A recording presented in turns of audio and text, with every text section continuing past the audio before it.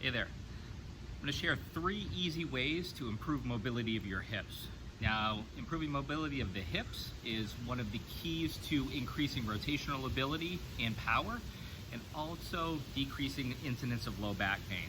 The better our hips move, the less our low back has to move. So the 3 things we're going to practice would be a knee fall in, a leaning knee fall in, and a variation on a 90-90 position.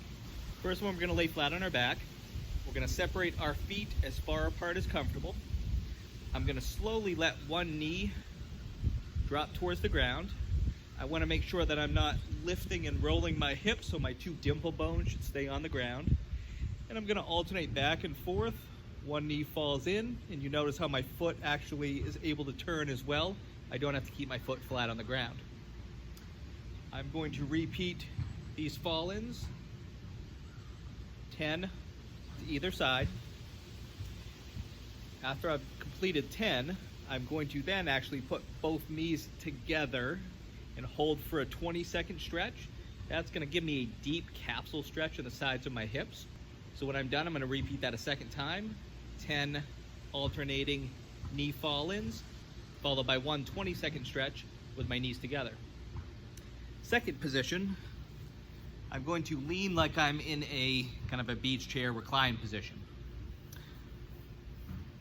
I'm going to do pretty much the same thing where one knee is going to drop in, but the other is going to turn out. So from here, one knee drops out, one knee drops in. I'm going to try to make sure my knee and my heel are very close together. And we want to make sure that my whole body does not twist. I'm trying to stay level with my shoulders. I'm going to repeat this 10 times to either direction. Take a little break, and then repeat a second round of 10 falls to either direction.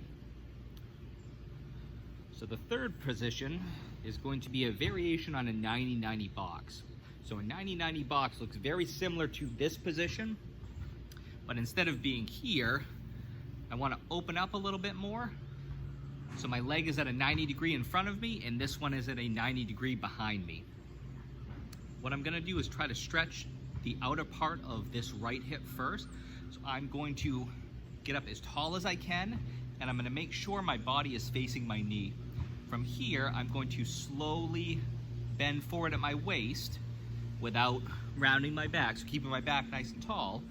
I'm going to fall in slowly towards this knee.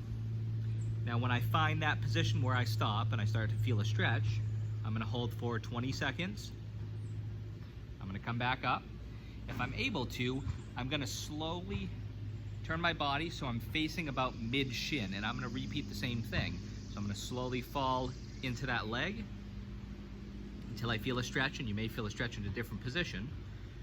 20 seconds, back up.